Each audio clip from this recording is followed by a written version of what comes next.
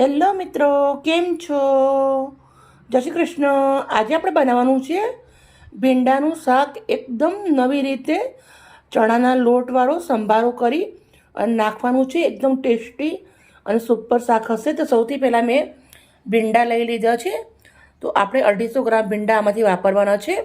પછી લીલું લસણ લીધું છે એક નાની વાટકી, સૂકું લસણ લીધું છે એક નાની વાટકી, પછી એક વાટકી નાના ધાણા લીધા છે.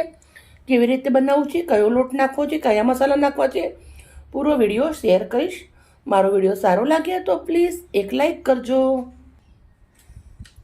સૌથી પહેલાં ભીંડાને આવી રીતે બંને બાજુથી કટ કરી દેવાનો છે. પછી એક ભીંડાના આવી રીતે બે ટુકડા કરી દેવાના છે. એકદમ ઓછા તેલના અંદર મસ્ત મજાનું ચટપટું શાક બનશે, બહુ જ સરસ. મિત્રો, ભીંડાનું શાક બધા બનાવતા જ હોય છે, પણ એકવાર મારી રીતે બનાવજો, ચોક્કસ તમને મજા આવશે અને નાના મોટા બધા ખાશે, બધાને બહુ જ ભાવશે. બધા જ ભીંડા હું આવી રીતે સમારી અને રેડી કરી દેવાની છું. પછી આપણે કેવી રીતે બનાવવું છે પૂરો વિડીયો શેર કરું છું. ભીંડા અને 2 નંગ મરચાં કટ કરી અને રેડી કરી દીધું છે.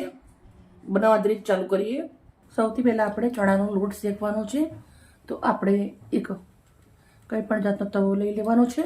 એના અંદર મેં એક વાટકી નાની ચણાનો લોટ નાખ્યો છે. હવે આપણે એને થોડું 2 મિનિટ શેકીએ. પછી કયો મસાલો નાખું છું એ પણ બતાવી દઉં તમને. મસાલાને નાખતા પહેલાં આપણે લોટ થોડો સરસ શેકી લેવાનો છે.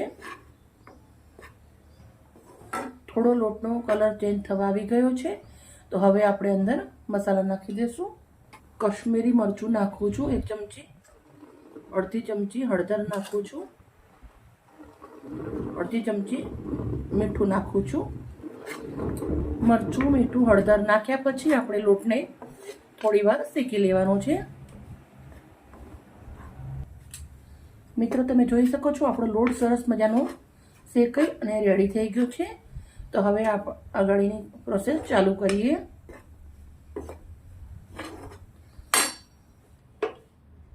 એક કઢાઈ લીધી છે.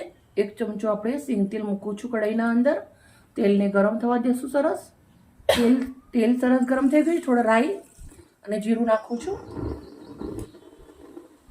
હિંગ નાખું છું, આખા લસણની કળીઓ, લીલા મરચાં સમારેલા, મીઠી લીમડીના પાન. હવે આપણા ભીંડા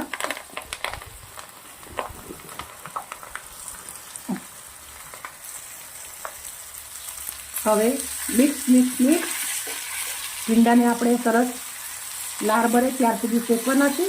પણ એકવાર આપણે સરસ મિક્સ કરી દઈશું અને જલ્દી શાંતિ લાર બરશે એ પણ હું તમને બતાવી દઉં. આપણે થોડું એવું પહેલાં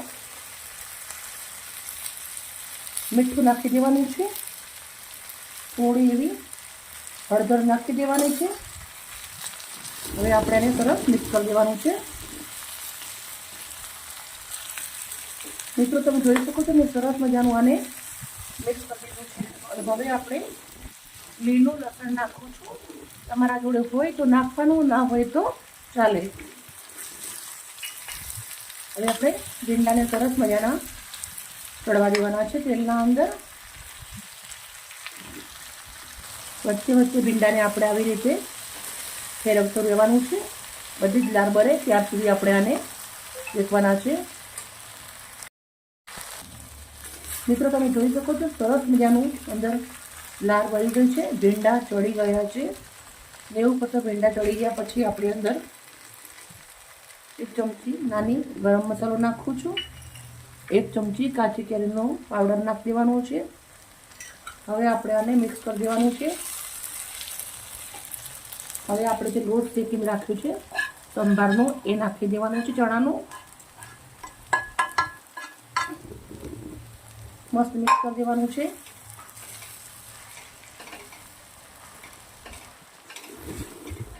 સરસ મિક્સ કર્યા પછી આપણે આને ધીમા તાપે 4 થી 5 મિનિટ સુધી પકાવવાનું છે.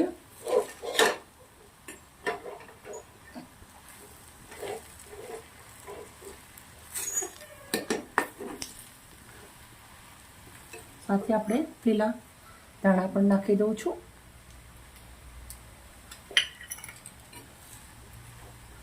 સરસ મિક્સ કરી દઈશું. સરસ મિક્સ કરી દીધું છે. હવે ઢક્કન ઢાંકી અને 4 મિનિટ સુધી રાખી દઈશું.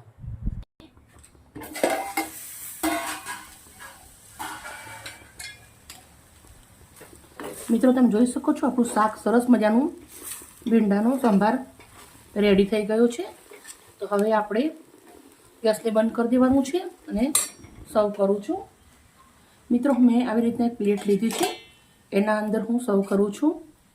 મિત્રો ભાખરી જોડે યા ફુલકા રોટલી જોડે એકવાર બનાવીને ખાજો, તમને બહુ જ મજા આવશે.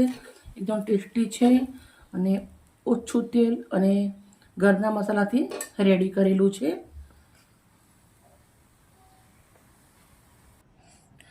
મિત્રો તમે જોઈ શકો છો આપણું શાક કેટલું સરસ મજાનું દેખાય છે.